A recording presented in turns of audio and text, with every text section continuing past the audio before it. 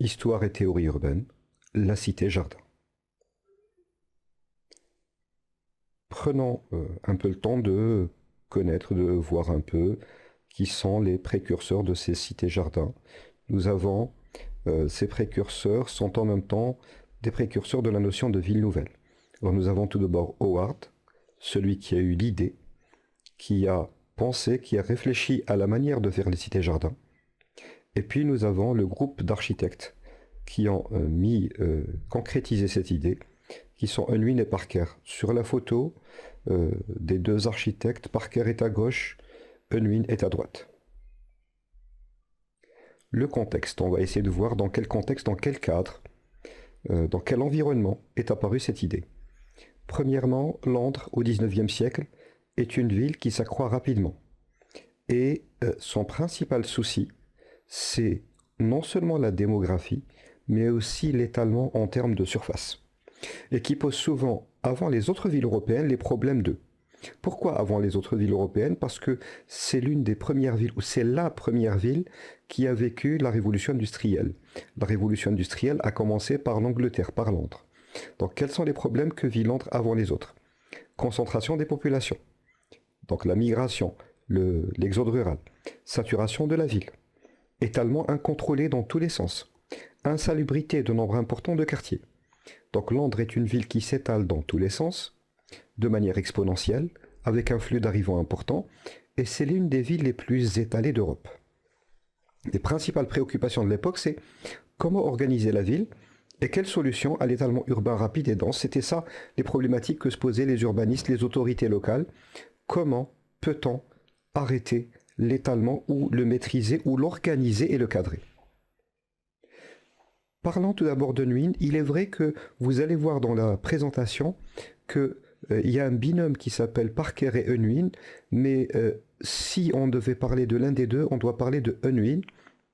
Parker était là au bon moment, mais c'est Nguyen qui ressort dans l'histoire. L'histoire parfois garde, dans certains ouvrages, vous trouverez Nguyen et Howard. Parker, on l'oublie parfois, parce qu'il n'a pas eu le charisme et il n'a pas fait l'effort qui a été fait par Nguyen. Il a participé avec Nguyen à la réalisation de ces cités-jardins, mais il a été toujours au second plan. Donc Nguyen est un urbaniste et planificateur urbain.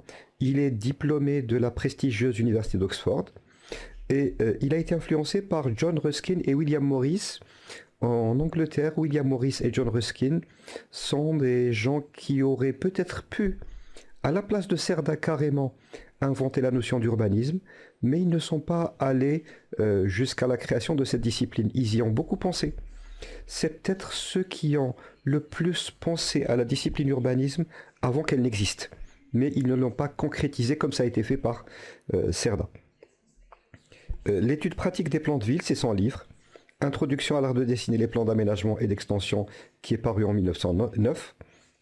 Et il pose les principes de la composition des villes modernes. Les principes de Nguyen. Les villes sont classées par catégorie, donc il essaye de faire un classement des villes. Il y a des villes spontanées qui apparaissent d'elles-mêmes, c'est-à-dire qu'il y a un petit noyau qui se crée par l'installation des êtres humains, puis s'agrandit et ça donne naissance à une ville. La ville planifiée, comme par exemple un grand nombre de villes romaines, on les planifie d'abord avant de les concrétiser sur terrain, ou la ville ouverte. Carrefour par exemple, la ville ouverte est une sorte de ville spontanée, mais elle doit sa naissance au fait de sa position. Elle est là où convergent des voies, où convergent des axes, et elle naît toute seule, c'est presque un... même si elle n'existait pas, elle naîtrait quand même parce que sa position de carrefour la laisse entrevoir des relations entre villes, et on doit avoir une ville à ce point-là. Il utilise l'histoire pour établir une typologie des villes. Pour lui, le classement des villes doit se faire à partir de l'étude historique. Voici son livre. Et il s'intéresse au jardin comme élément de composition urbaine et propose une démarche paysagère dans la composition des villes. C'est ce qui va rejoindre les idées de Howard. C'est ce qui va faire que c'est lui, l'architecte, qui a pris en charge la concrétisation de la cité jardin. Et enfin, il valorise la place, un élément qui est important dans la ville, comme lieu public par excellence, et s'intéresse au couple monumental, donc les édifices importants, les édifices officiels, et banal, l'architecture domestique, l'architecture des maisons simples, les quartiers de tous les jours. Howard, Ebenezer Howard, Howard est quelqu'un qui est, on va dire, qui s'intéresse beaucoup à la société dans laquelle il vit. Et il a une double expérience. C'est un Londonien qui émigre aux États-Unis. Et dans sa migration aux États-Unis, il essaye l'agriculture et ça lui réussit pas beaucoup. Heureusement d'ailleurs parce qu'on aurait raté quelqu'un qui avait de grandes idées pour l'urbanisme. Puis devient journaliste. Et c'est là où ses articles sur la société font fureur. Il revient à Londres à la fin du 19e siècle et il réfléchit beaucoup aux problèmes de la société et écrit beaucoup notamment sur les villes et sur l'urbain. Il sort un livre qui s'intitule Tomorrow, A Peaceful Path to Real Reform, publié en 1898, mais l'ouvrage est beaucoup plus célèbre quand il est réédité 4 ans après. Il s'appelle Les cités-jardins de demain, Garden Cities of Tomorrow. Et il valorise beaucoup la relation ville-campagne. Dans son livre, dans ses idées, c'est de dire la ville ne me plaît pas, la campagne ne me plaît pas comme elle est, je préfère avoir un binôme, créer une entité qui va allier entre les deux. Et dans son livre, l'une des idées phares, c'est celle notamment des 3 aimants. Nous en avons 2 qui existent, celui de la ville et de la campagne, et il essaie de dire où ira la population, est-ce qu'elle ira en ville ou en campagne, et puis il essaie d'étudier les avantages et les inconvénients de chacun des 2 éléments. La ville fournit de la formation, de l'emploi, des équipements, du transport, il y a des possibilités de vie sociale. Les inconvénients, c'est la pollution, les maladies. La campagne fournit l'air pur, la verdure, pas de stress, mais il n'y a pas en même temps de possibilités immenses de travail comme dans la ville, il n'y a pas de vie sociale, il y a de la nature. Et puis la population, où ira-t-elle? Eh bien, elle ira dans un couple qu'il a créé qui s'appelle Ville-Campagne, dans lequel il essaye d'allier les avantages des 2.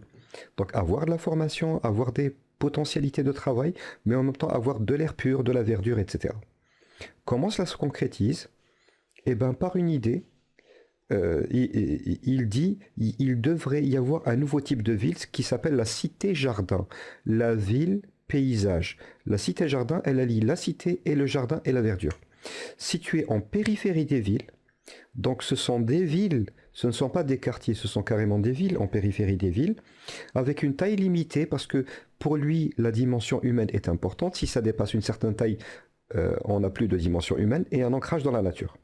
Les réseaux de transport seraient organisés en cercle, donc il voit la ville comme radioconcentrique, avec des activités manufacturières et des marchés, et donc il y a l'activité, le centre, les différents quartiers, les activités manufacturières, les industries et les marchés, et une ceinture verte qui bloque l'étalement de la ville vers l'extérieur.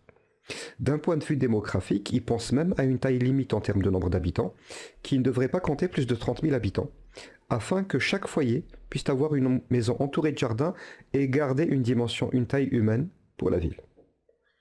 Les cités-jardins, voici le principal schéma d'Howard, comment il voit la ville. Premièrement, il doit y avoir une ville centrale, Central City, à ne pas confondre avec le monde d'essai. Et puis, dans cette Central City, il essaye de limiter la population pour qu'elle ne dépasse pas les 12 000 acres dans ce schéma. Et puis cette ville centrale, quand elle est densifiée, on va construire une première garden city, une première cité-jardin en périphérie. Et cette cité-jardin est aussi limitée en termes de nombre d'habitants. Quand on termine la première, on passe à la deuxième. Et puis on a, dans ce schéma par exemple, il y a 6 cités-jardins autour de la Central City, de la ville centrale. Et si jamais ces cités sont déjà densifiées et arrivent à être suffisamment denses pour ne plus pouvoir recevoir d'habitants, eh ben on passe à la deuxième couronne. Donc on va faire un deuxième cercle par rapport à de nouvelles cités-jardins. Comment est imaginé l'intérieur de la cité-jardin?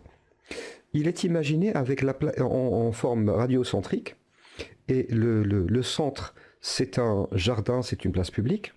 Puis il y a différents éléments, notamment le Central Park au milieu, puis les habitations, etc. Puis on a la grande avenue au milieu, entourée ou bordée d'arbres. Puis il y a les manufactures, les usines, les marchés.